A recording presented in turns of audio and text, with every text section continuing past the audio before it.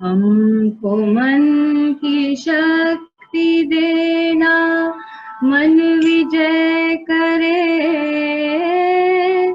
दूसरों की जैसे पहले खुद को जय करे। हमको मन की शक्ति देना, भेद भाव पर दिल से साफ कर सके,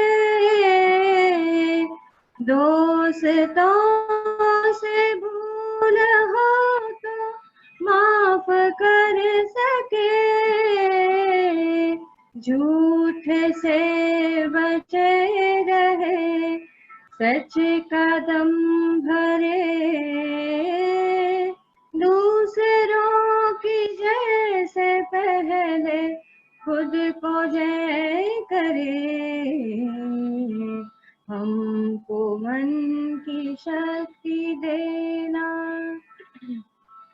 मुश्किलें पड़े तो हम पे इतना कर्म कर, साथ दे जो धर्म का, चले तो धर्म पर,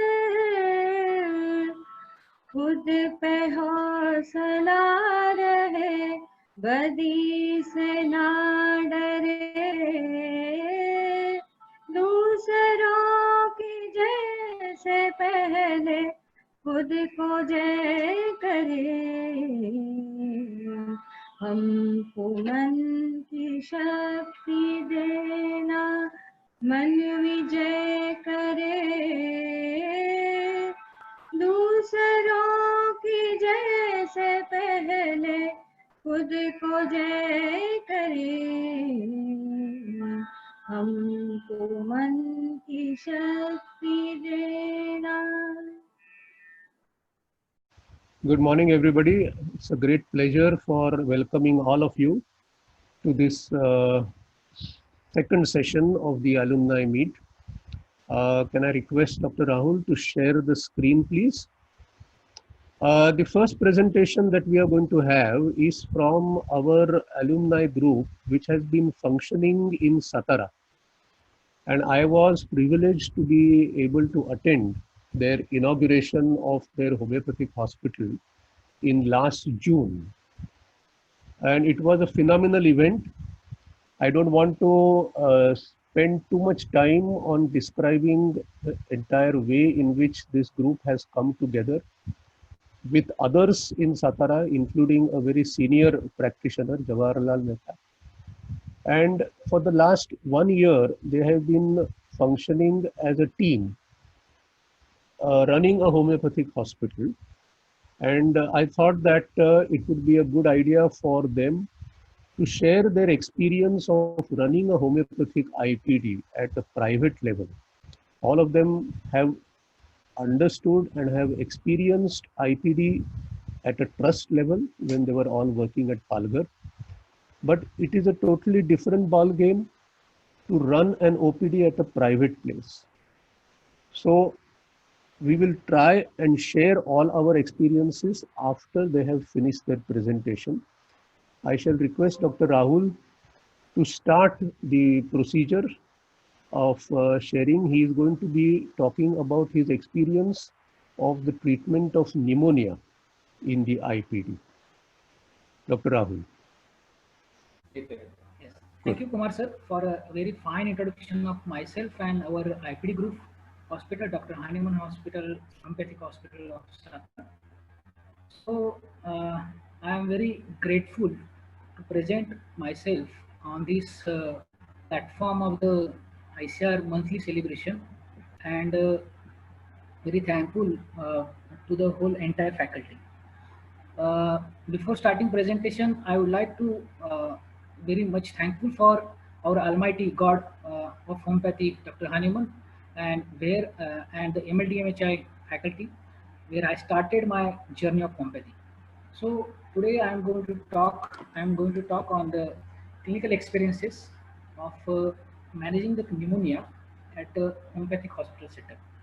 So for this presentation, I have made some objectives. So these are my objectives. So at this setup, I would like to put the objective like encountering the challenge of acute pathologies with the weapon of homeopathy, need of homeopathic hospital to assess the acute diseases, then the pursuing the pathology on psychosomatic and miasmatic background, then understanding the remedy response through observations in homeopathic hospital. That is more important for us, and very important is verifying the aphorism number 2, that is ideal cure. That means the rapid, gentle, and permanent cure, how it happens in the pneumonitis. And finally, understanding the role of deep acting remedy and posology in a case with a critical pathology. So that is also important. So I'm going to talk on this also. So this is the preliminary data of my case. This case was taken on 4th of October in 2019 at 1:15 p.m. So it was came to my OPD. The 4.6, 4.5-year-old child was brought to consulting by his grandfather, grandmother, his maternal uncle, and two to three visitors of, that is those are the friends of his uncle. So he was basically resident from the Kelgar, which is a near place of the Mahabaleshwar hill station.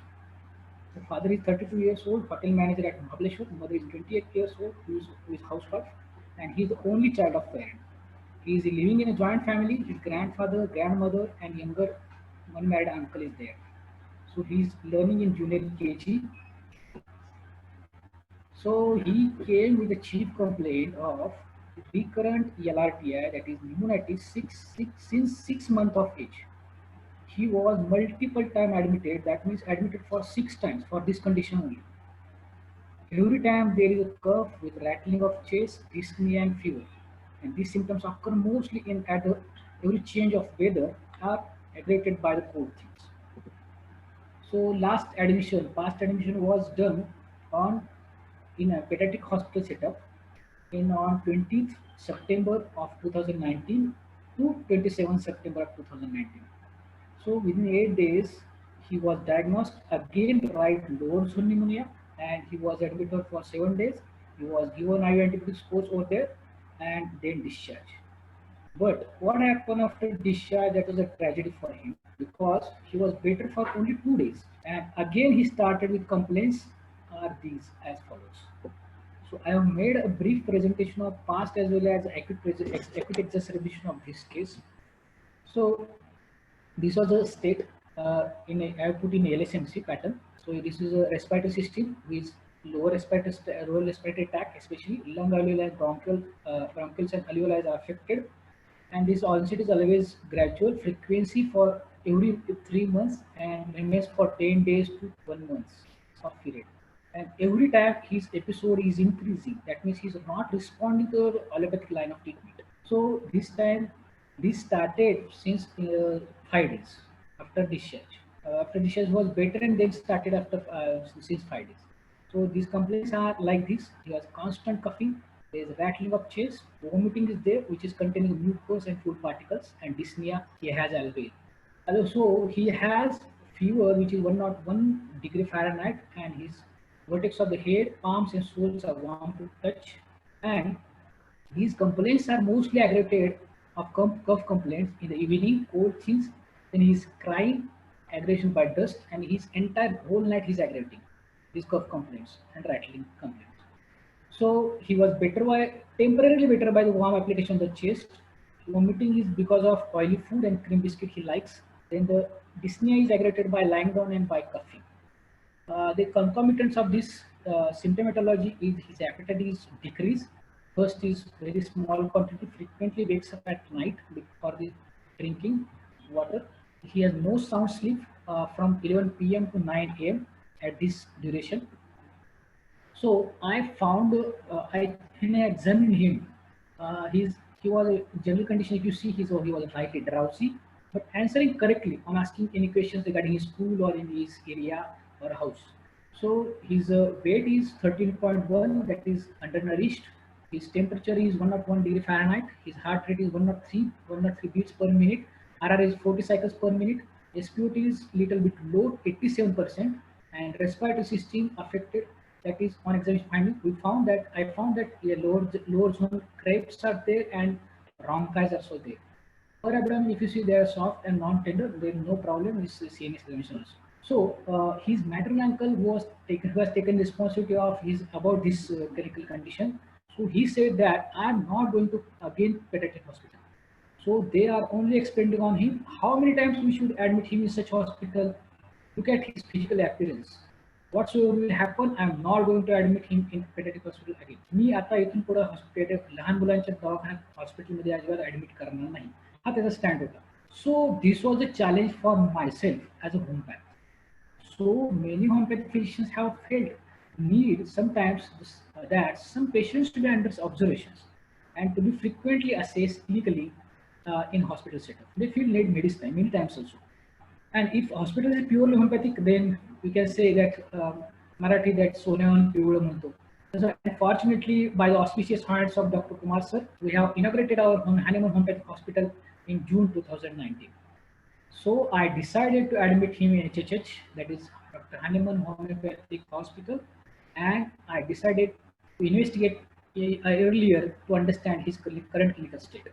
So this is his current clinical state from his reports. You can say his WBC counts was raised 17,750, neutrophils are raised, lymphocytes are down.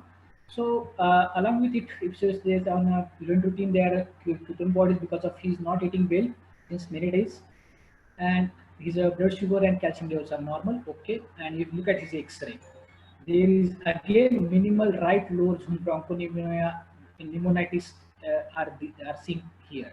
So we have to understand the pneumonia from this perspective. So we have to understand the pneumonia.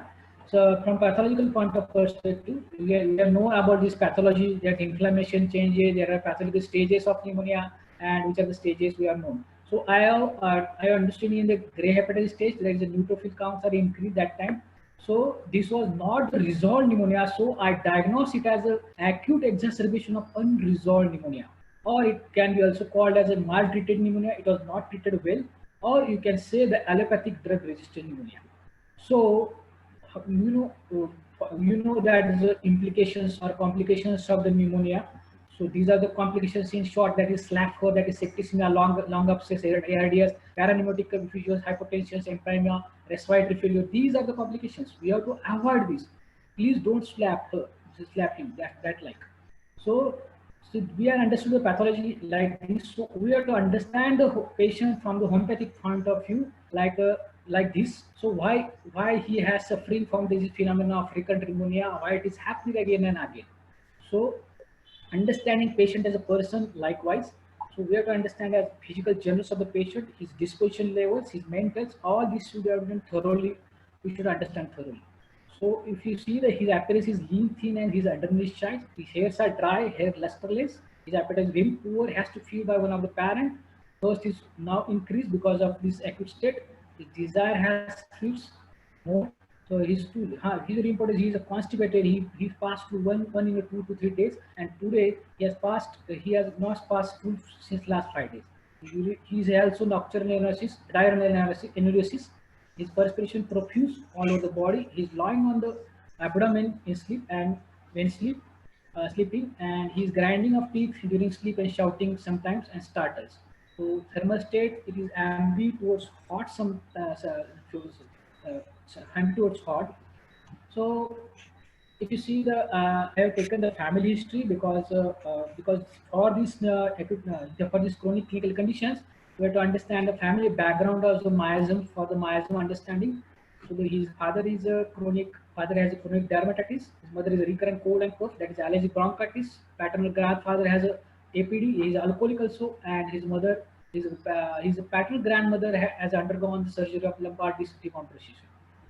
So I have taken the mentals likewise. I have seen the mentals of the patients, and he's basically timid, shy, obstinate child, and only child, so he's pampered by all the family members. He's very sensitive and easily weeps on admonition and behaves like a mature person, but at the same time, but not much interested in studies and also in playing. So he's not usually play. So this was the physical generals and mentals of the patients. So why is suffering? So what is the conflict behind that? Why is suffering? So I have took in details about this clinical condition for his suffering. So that was I got some data that paternal grandfather used to drink daily evening. So there were frequent calls in the family. Sometimes this paternal grandfather scolds him patience and under influence. Otherwise, he pampers a lot because because of this situation he gets frightened because of his scolding, and basically the boy is timid, and by seeing quarrels in the family he gets palpitation according to his grandmother. So जरा कोणी बोललं घरात कुणाला बोललं तर ह्याची छाती धडधडते like this. This is the words of the grandmother. So I took the characteristic of the case. That was the characteristic of the case I found in an IPD setup where that those were the objective symptoms of the patient. So this was very important for my the case understanding for the characteristic. Though much distress due to prominent pathological state, there is no reflection of face of that distress. That is the first thing, first observation. Second is the appeared he is cool and calm in the hospital setup. Then the grandparents said he has no problems with the hospitalization process, no complaints about the pain while putting IV line or any other procedure. जेव्हा त्याला hospital admit केलेलं असतं तेव्हा त्याला काही त्रास होत नाही, तो सहज करून घेतो सगळ्या गोष्टी लाईक दिस, त्याला काही त्रास होत नाही. So he's calmly allowed to do all these things. So I took the Kent approach like this for this case. So because I understood the thoroughly patient, the whole mind as well as physical generals. So he was basically because of this element from fright, which is in a way I described just before. Then he is aggravated by reprimands. His indifference to pain. You can say take another rubric there. Painlessness usually complaints are painful. And the contented, quiet. He's timid also, and he's frightened easily, and he has a desire for sweets. So this was a Kentian approach I take, and the remedy coming in front of me are the opium, pulsatilla, ignatia, and staphysagria. But out of that, the opium was covering all rubrics. So I firmly I go to the Materia Medica to read the opium and then prescribe. But before that, I differentiated other remedies to don't miss the other remedies also. So I went to the differential Materia Medica about these 4 remedies. If you see the opium, pulsatilla, ignatia, and staphysagria. About opium, Clark has said that the patient is sensitive to fright and other emotions. Causation is a fear, fright, tranquility of mind with the agreeable reveries, forgetfulness of suffering. Very important. Bad effects of fright, that is Lippe has said. And stupefaction and insensibility, although answers correctly. This is Alan's encyclopedia, there was one sentence. And in Bird, he has written about that. Diseases that originate from fright. This is very important. So opium was fitting perfectly, but what are the other remedies I am saying? So pulsatilla, if you see the pulsatilla disposition, he is a mild yielding, good natured disposition, but very easily excited to tears also. Disposition of the envious, discontented, and covetous person. While his repugnance, great sensitivity to choleric disposition, cries and weeping. So pulsatilla is like this. And ignatia, if you see, ignatia is a historical person.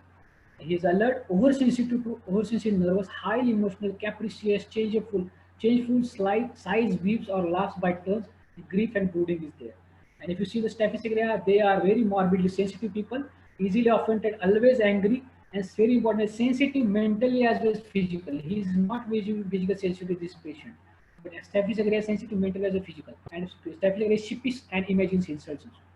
If there are clinical aspect of these all 4 remedies, Clark has said very important sentence. The grand characteristic of the opium is a drowsiness, inertia, torpor, absence of sensation, absence of reaction, which appears the general effects in all complaints with great sopor, painlessness, complaining of nothing, want nothing. Nash said that opium is very good remedy in pneumonia. Opium has made remarkable cures. While Boger has said mind, senses, nerves, lungs are action of sphere of action of this opium, and negative torpor said but little pain, secretion or reaction. Paralysis, painless of brain, tongue, bowels and lungs. Very important.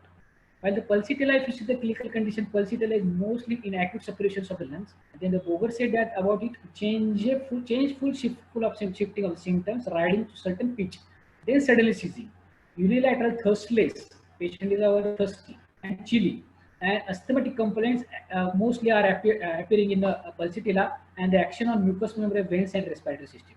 While the Ignatia, if you see that they are very oversensitive to pain. Boger said it's an erratic, contradictory, spasmodic effects, often violent with rigidity, twitching, tremors, etc. Like, and pain in spots and close attention. So it is painful remedy. Ignatia, it will mostly pain, historical as well as very erratic, contradictory there. And if you see the and the Staphylococcus aureus, the Boger has no given on the respiratory sector. But if I read the Clark and all books, other books also too, I found that mostly actually the larynx and pharynx and spasmodic affections are there. So the variety and entire the clinical pathological understanding we can see in opium. So this was the opium I confirmed remedy. So I only remedy Rubis that also. So before prescription of the potency, which potency we have to do. It is my one of the objective also. So I have done the planning and program of this for this potency selection. If you see the susceptibility of the patient, there the lung alveolus are affected. So tissues at tissues level. So we can give at this level there 30 potency. The sensitivity at the mind and nerves. If you see the mind level high and nerve level low. So it is very contradictory this. So for this explanation have given by the Clark in Clark dictionary from the words of the Hahnemann. If you see these words are the Hahnemann about this. In second reaction of the living organisms of the opium, there is a diminished irritability and inactivity of the voluntary and morbidly exalted excitability of the involuntary muscles and loss of ideas of obtuseness of the fancy with faint-heartedness along with very important along with oversensitiveness of the general sensitivity. So this was the contradiction occurs at the level of sensitivity. So suppressions are a lot of suppressions because of the lot of additions of this patient. Function changes are very less. Structural changes are more and more. General vitality is low. The fundamental miasm, you see the psychocephalic from the family history. Dominant if you see the tubercular miasm. So 200 potency at level of mind sensitivity and dominant tuberculosis. So other things, if you say 30 potency, we have to give. So finally, I give a opium 30 and single dose, repeated 3 doses on second day to reduce the course of this disease. So I have given in a dilution because of this reference in the 6th edition of Dr. Hahnemann Organ of Medicine from 246 aphorism to 248. You can read at your home. So after that, I got after fourth dose, I got some changes in the patient.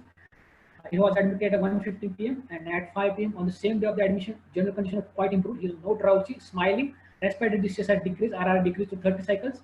O2 saturation is 94%. You can see that without oxygen. Puff is reduced to 50%, no fever, appetite is very much improved, and respiratory says there are scrapes and bleeds still there. So we have repeated the doses of in dilution. On the second day, he was quite good, all vital stables, febrile, no distress, happy, moving in the hospital here and there, cough was on and off, and stool was passed, very important. And on day 3, in day 3 morning, no fever, no respiratory days, slept well last night, no cough entire night. So all parameters are normal. So we have decided to discharge on day 3 only. So is it a rapid? Yes, it is a rapid. Is it gentle? Yes, it is gentle.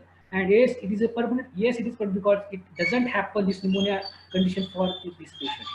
So on the third day he was discharged because on the second day there was the Dussehra festival in the Maharashtra also. So this was X-ray done after 3 to 4 days. Because repeated X-ray was done previously, and significant resolution you can see in the X-ray chest. So this was after this case very big impact for our hospital and myself also.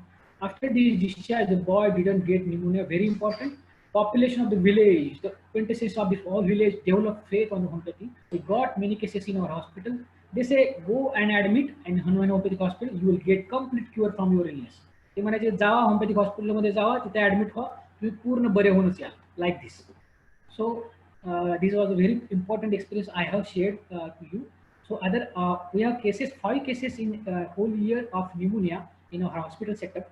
Out of that, 3 were successfully treated. One was malignancy, which was presented as a pneumonia, and so that we are referred to the onco center. And one case didn't settle, so we refer to the other hospital, hospital. So I will, in a brief, short case of the second case I want to share.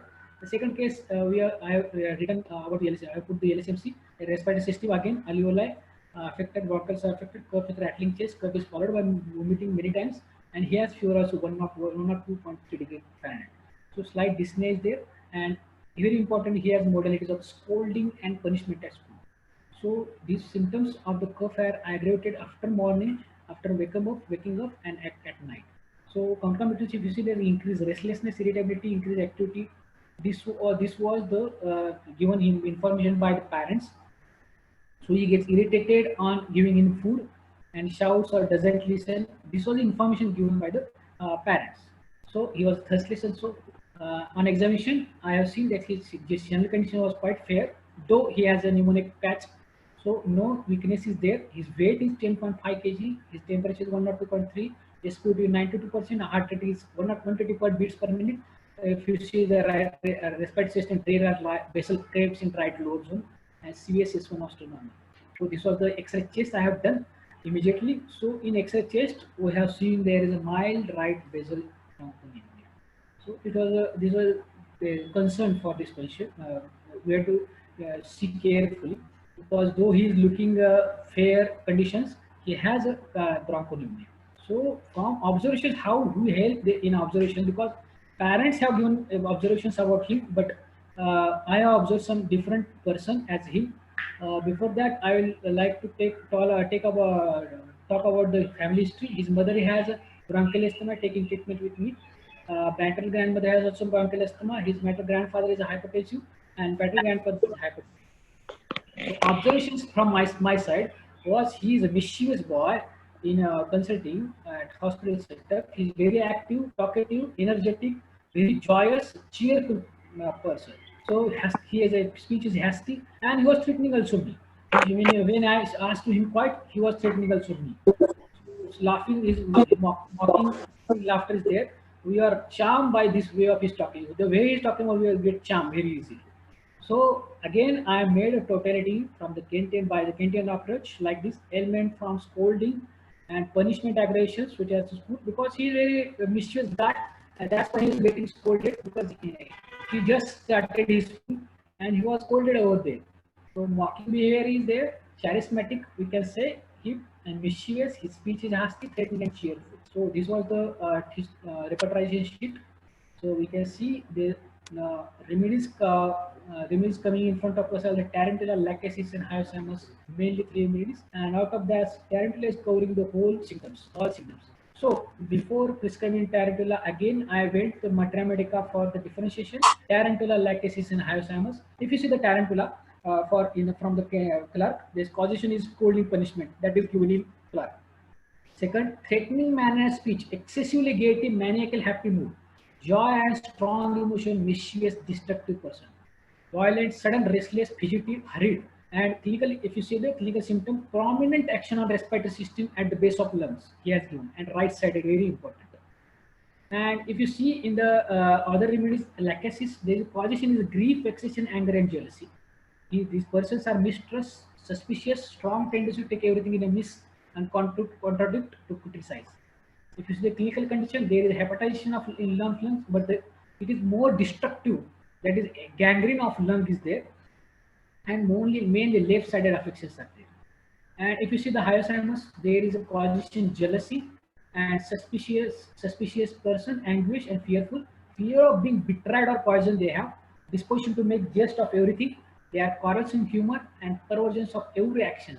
They have rage with desire to strike, very important. And clinical, if you see the clinical, there is a destructive pathogenesis of lungs, like hemoptysis are there.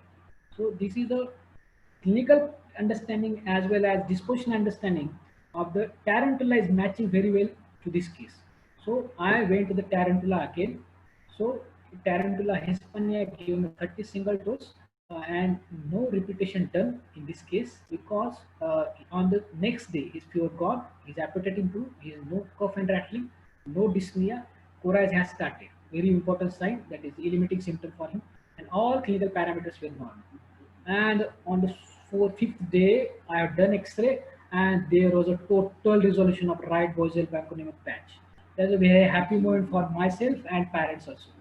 So it's very well case responded to the tarantula 30 single dose. So if you see the look at both the 2 cases, I have made some conclusion from these 2 cases. At the first case, if you see in such type of pneumonia, we need to understand the characteristic as well as constitutional tendency of the patient. Very important. And deep acting remedies acts very well even in acute condition by considering disposition of the person. So we can avoid recurrence or relapse of these acute conditions. So these patients have didn't relapse this many condition. And constitutional medicine normalizes the susceptibility of the individual. Very important. Susceptibility comes to normal. It doesn't allow to get affected by the positive forces again. And from the second case, I have made a conclusion that when we cannot get much characteristic, because in the acute sector, I didn't get characteristic, but very observations are very matters for me, and as disposition features. So we need to understand the disposition features of the case. So such type of pneumonia can settle with a single dose of the constitutional medicine. So sometimes we get to correct constitutional medicine while treating acute illness, because previously what happens in this case, I had given him Marsol-like remedies, but he was again and again acute sectors were coming, and so this time he came to the lower respiratory infection. So my constitutional medicine also corrected from this acute sector. So that's why I have made a conclusion, this conclusion. So for my both the cases, I have a very big role in my practice of a homeopathic hospital.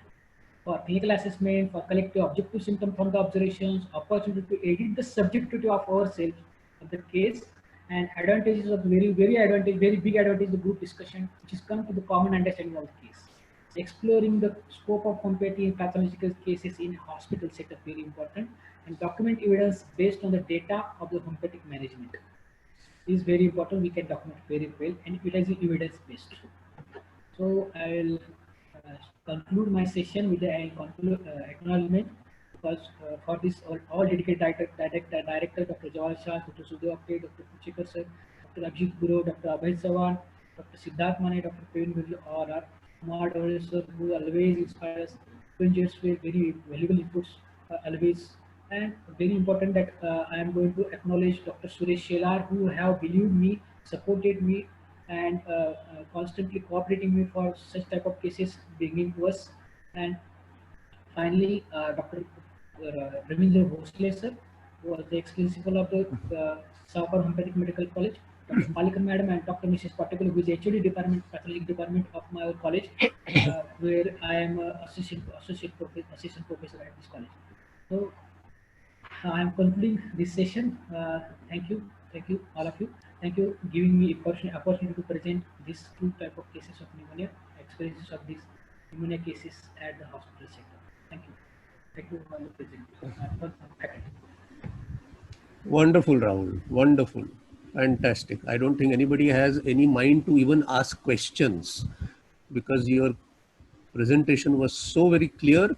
But yet I will request all the participants to please put in the questions. We will try to find some time at the end of all the three presentations to answer the questions. Thank you, Dr. Rahul, once again for this very, very enlightening presentation, especially the way in which you have did the differentiation of materia medica. I was very, very impressed by that.